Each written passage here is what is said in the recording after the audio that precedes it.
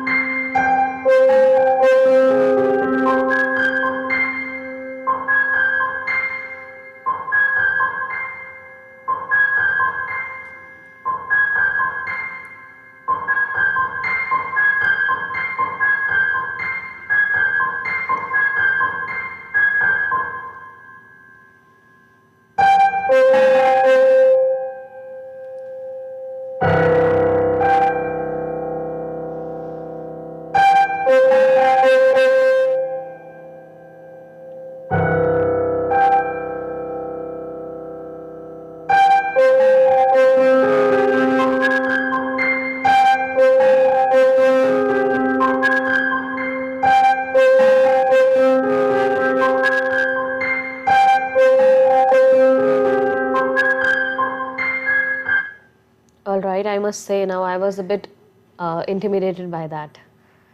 What was it all about? Yes, which is why even I was so scared to see the video. But later I realized that this was about the poem which I was reading in the book and I was going to discuss with the learners, which is why I was seeing the video, and then I felt a little more comfortable. So the name of the poem is The Shed, and it is in Unit 3 of the textbook, which is Honeycomb. It's in Unit 3 behind Gopal and the Hilsa Fish. So this is the poem we were going to discuss, and this video was about the poem. So Yeah, you may proceed. So can we start doing a little looking at the poem first? Of course. Let's just try to read it out maybe.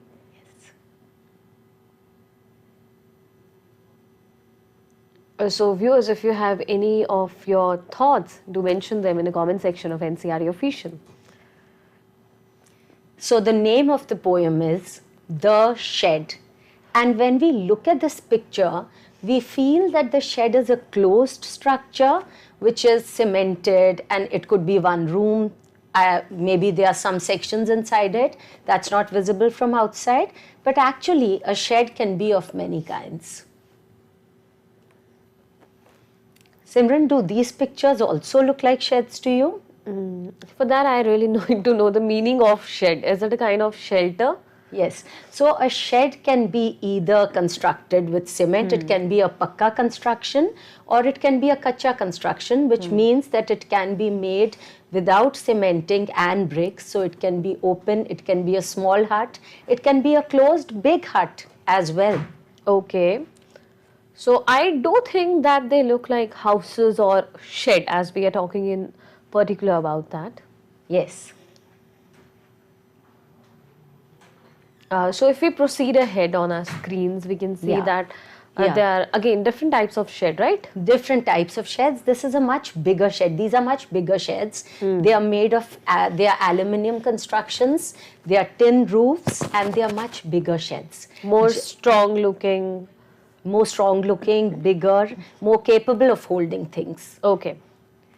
Just as there are different kinds of sheds, there are different uses for these sheds as well. Okay.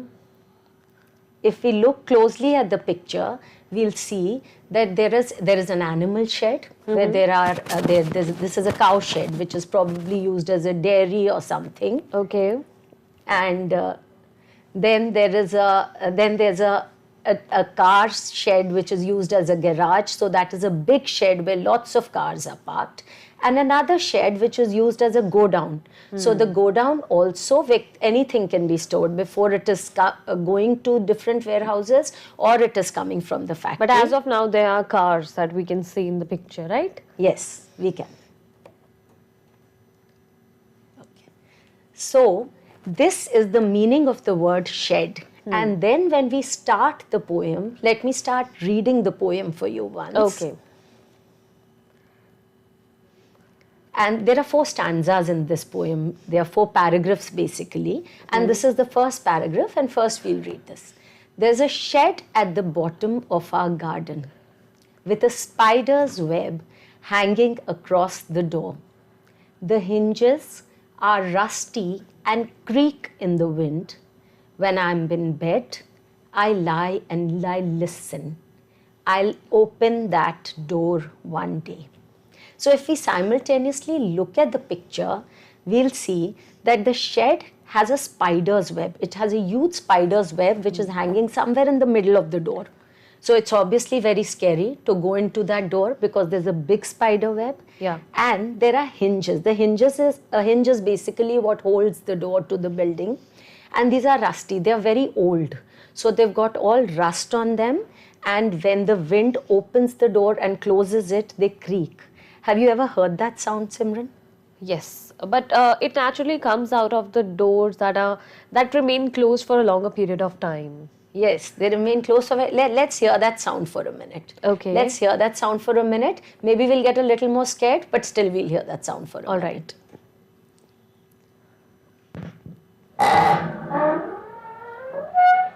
Is that the sound?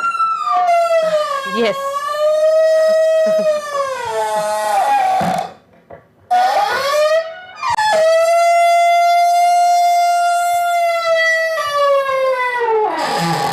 So that's a horrible sound. No wonder he's scared of that sound. Yeah. And so once again, I'm reading the first stanza to understand. Learners will be. It's nice to note that the images are written so nicely in the poem that the picture of the shed immediately comes to mind. There's a shed at the bottom of our garden, somewhere far, at a little distance in the garden, with a spider's web hanging across the door, somewhere in the middle of the door, on the side of the door. The hinges are rusty and creak in the wind. They make this horrible creaky sound when the wind blows. When I'm in bed, I lie and I listen. So the poet is a child and he's scared. The poet is a child at that time and he's scared. So at night when he's lying down, that sound is constantly coming to his ear and he's listening to that sound. But he also wants to know what's inside the shed because he's curious. He's also trying to be brave. So he says, I'll open that door one day. He doesn't say I'll go in one day. He just says I'll open the door one day. So maybe he'll open the door and look in. So he's just saying I'll open that door. Well, I'll say that that's a courageous thought. Yes, it is. Definitely it's a courageous thought for a little boy who is listening to that horrible sound of the rusty hinges and is seeing the cobwebs. Okay. I've moved on to the second stanza. All right. This is the second stanza in which the poet is describing other parts, other things about the shed, which make it seem even more scary to the little boy. So he says, there's a dusty old window around at the side. On the side of the building, there's a dusty window with 3 cracked panes of glass. I often think there's someone staring at me. Each time that I pass, I'll peep through that window one day. So we'll just look at the picture once and then we'll come back to this paragraph. So there's a dusty window on the side of the shed which is divided into different parts and 3 of the glasses are broken. So 3 panes of glass are broken. There is and the poet feels that some eyes are looking out of the window at him every time he passes. Today morning I felt this feeling. So have you ever felt that feeling when you're passing somewhere and you feel, oh, somebody is looking at me? Only after I watch a horror movie. Yeah. Yeah. So this shed itself is quite a horror thing for the little child. So he feels that somebody is staring at him from inside the window. And that's where he's saying there's a dusty, in the second para, there's a dusty old window around at the side with 3 cracked panes of glass, three sections of glass which are broken. I often think there's someone staring at me. Each time that I pass, the shed is in his garden, so he must be passing it many times. Each time that I pass, I feel somebody staring at me. Even then, he musters the courage and says, I'll peep through that window one day. Which is again very courageous because he says, though I'm scared, though I feel somebody is constantly looking at me, but even then, I'll peep through that window one day. The third stanza. Yes. In the third stanza, we get to know something new. And we come to know what his brother says, and he says, my brother says there's a ghost in the shed who hides under the rotten floorboards. And if I ever dare to set foot inside, he'll jump out and chop off my head. But I'll take a peek one day. So his brother keeps telling him that there's a ghost inside. Don't you go there. And he keeps imagining what the ghost looks like. If the learners know, at places where the flooring is made of wood, often the wood gets rotten over time, and if there's a moisture or over time the wood, if there are pests like mice or something, the wood gets rotten and gets broken. So under those rotten floorboards, the ghost says that's what his brother is telling him. It doesn't really mean that the ghost is there, but that is the story which the brother is giving. So he says, and that's how the rotten floorboards probably look like, and the ghost finds a place to stay under them. My brother says there's a ghost in the shed who hides under the rotten floorboards. And if I ever dare to set foot inside, which means if I ever dare to go inside, if I muster the courage to go inside, the ghost is going to jump out and chop off my head. He's going to cut off my head. But even then, I'm a brave child. And so he says, but I'll take a peek one day. This is the third stanza, and by the third stanza, the poet has mustered a lot more courage than we felt in the first stanza. So stanza after stanza, students, you will notice that the poet is thinking to himself and deciding how he's going to muster the courage. In the last stanza, he says, he's discussing with himself, he's explaining to himself. He's saying, I know that there isn't really a ghost. My brother tells lies to keep the shed for his den. There isn't anyone staring or making strange noises. And the spider has gone from his web since I don't know when. I'll go into the shed one day soon, but not just yet. So here the poet says that I know that my brother is telling lies to me.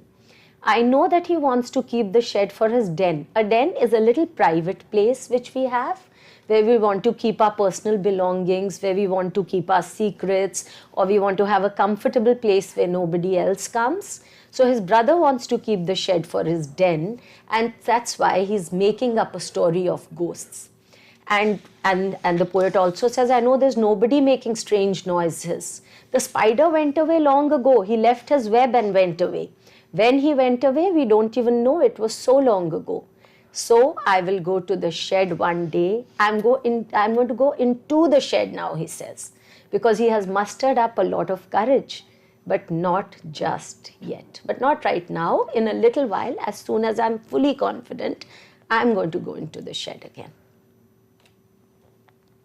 I'll just read the last para once again for you in a flow.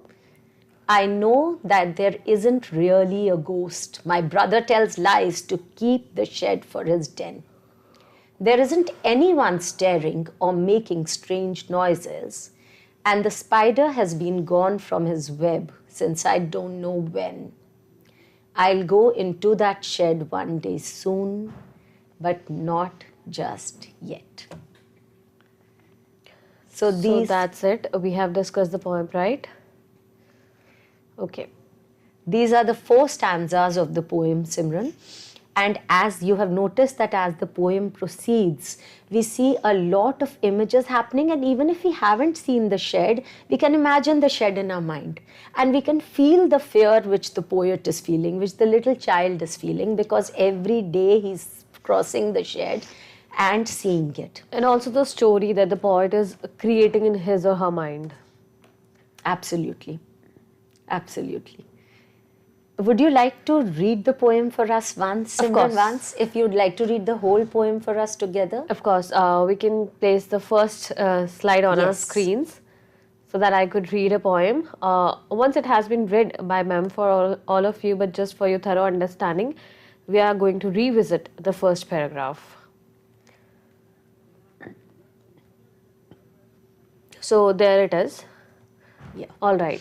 So there's a shed at the bottom of our garden with a spider's web hanging across the door. The hinges are rusty and creak in the wind. When I'm in bed, I lie and listen. I'll open that door one day. There's a dusty old window around at the side with 3 cracked panes of glass. I often think there's someone staring at me each time that I pass. I'll peep through that window one day. My brother says there's a ghost in the shed who hides under the rotten floorboards. And if I ever dare to set foot inside, he'll jump out and chop off my head. But I'll take a peek one day. I know that there isn't really a ghost. My brother tells lies to keep the shed for his den. There isn't anyone staring or making strange noises, and the spider has been gone from his web since I don't know when. I'll go into that shed one day soon, but not just yet. So, ma'am, before proceeding in the conversation, as we could just have a look at the last line of the last paragraph. There are 3 dots, but not just yet. So I suppose my understanding of these dots brings me to a point that the poem is not yet over. Not just yet. So he's waiting for the time when he's ready to go into the shed, which I'm sure is going to happen very soon, because he's constantly discussing with himself and trying to reach a point when he can find the courage to go into the shed. Isn't it a lovely poem? Yes, of course, it's a lovely poem, and also it scares us a bit in the beginning. But in the end, when the truth is revealed and it has been disclosed for everyone what his brother is doing with it, so I think it becomes more interesting and quite full of suspense, I'll say. Yes. So when I read this lovely poem, and I'm sure when you've read it too, I wanted to find out a little about who the poet was. Who was it who had written such a lovely poem? So I'll just show you the picture of the poet once, and I'll tell you a little about him.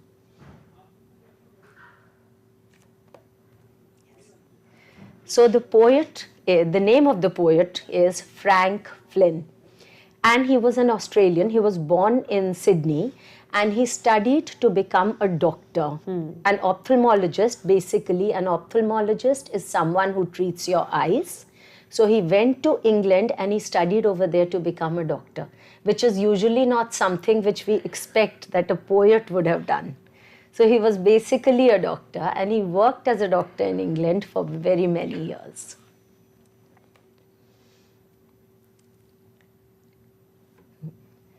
Which is not the end. After becoming a doctor, he was an author too, of course. We've read one of his poems and many other poems which he has written. He later went on to study religion and was also a priest in his later years. So he was a man of many talents, and I'm sure we would like to read some more of his poems if and when we get the chance. Of course.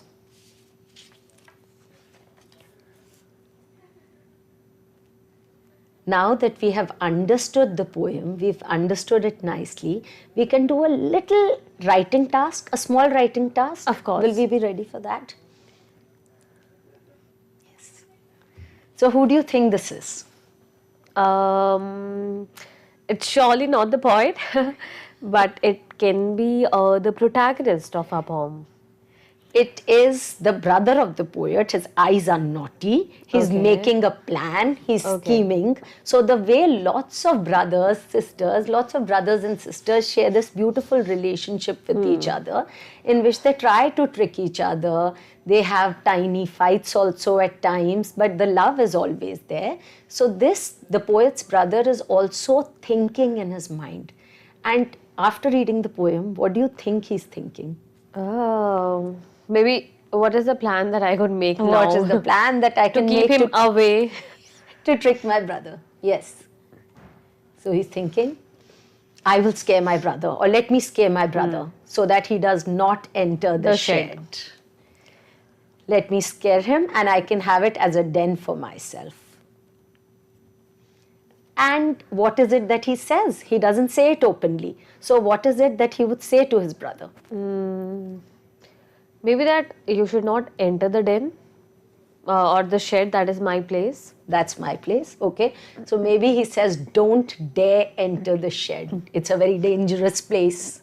There are ghosts, and the ghosts are coming out of the rotten floorboards. There are people looking at you. There are strange noises. Okay. So don't ever dare to enter the shed. It's a very dangerous place. And this poor little boy, and this poor confused boy is the protagonist of the poem, I think. Is the poet. He's the poet. And what do you think he is thinking? And he's thinking that one day I'll surely enter the shed. Wonderful. Yeah. Yeah, so that's the positive part, that he's thinking one day I'll surely enter the shed. Absolutely. So first he's thinking, I'm scared of the shed. But he's also thinking that I know that my brother is telling lies. So he's rationalizing and he's thinking that I know that my brother is telling lies because he wants to keep the shed for his own place, his personal place, which is his den. And he says, I'll peep in one day. I'll peep in one. Wonderful. That is so optimistic. You are pointing out the exact paths which are where he has made up his mind. So in the first paragraph, he says, I'll open that door one day. In the second paragraph, he says, I'll peep through the window one day. So first time, he just has courage to open the door. Maybe push it, but not enter. In the second part, he can only peep into the window. In the third paragraph, in the third stanza, he says, I'll peek in one day. I'll look into it one day. And in the last one is what he says, what you were saying, I'll go into that shed one day soon, but not just yet. Of course. And after that, I think we also have an activity for all our students. Yes, we do. We do. Okay. Do we have... we are left by the last 3 minutes in the conversation. Last 3 minutes in the conversation are left. So, okay. We can quickly take a look at these. Yes. So the child and we basically children, we can when we are reading the poem, we can find out what is it that the child in the poem is scared of. You already know. Paragraph by paragraph, you already know what the child in the poem is scared of. So he's scared of spiders, creaking hinges, the sound which the door makes, ghosts, cracked glass panes, and ghosts, of course. What is it that we are scared of? We are also scared of many things. I was scared of lonely streets. Writing exams. Okay. Ghosts, darkness, being alone. Yes. I'm also scared of writing exams. Absolutely. We are scared of giving exams. We are scared of so many different things. Why just ghosts? We are scared of getting less marks at times. Not having many friends. Not having many friends. Not looking very nice in front of our friends, maybe somebody making fun of us. We are scared of all these things. And what is it that we can do to overcome our fear is really important. Yeah. So we will think positively about what it is that we can do to overcome our fear. So I think there are certain strategies that we could try. Yes. Maybe meditation or trying to calm a bit. Absolutely. So yoga, you mentioned, you were telling me that yoga sessions are happening. So yoga, calming down, meditation, talking to our parents about our worries. Or so our teachers, our elder ones. Absolutely. Teachers, friends, absolutely. And thinking positively, the way the poet did, thinking positively to find a solution. So we have discussed all the important areas pertaining to our today's session, and we also have a small activity for all our students. Yes. What they could do? Yes. So what we can do is, in fact, we can draw out anything which is making us fearful. We'll do this first and the students will follow us. Okay. We'll just draw out something which makes us fearful. So the empty room today was making me very fearful. I'm not very good at drawing, but I'm just drawing the empty room today, which was making me really fearful, and I did not want to enter. So I'm going to think that now I will not be scared. So I'm going to crush my fear nicely. I'm going to crush it nicely, and so will you. Yes. And throw it away so that we decide never to be fearful again. So maybe our students could try this strategy at their home and let us know if that works for all of you. So thank you so much, ma'am, for guiding our path and providing us all those important details about our today's poem. Thanks a lot. Thank you. Thank you. Thank you to all the viewers who have connected with NCRT for this particular conversation. Now it's time for me to wrap up this session for all of you. But stay connected to NCRT as our upcoming session is for social science. And next up, we are going to discuss about the Delhi Sultanate Part 1. So stay connected to NCRT and keep watching PM eVidya channels. Namaskar.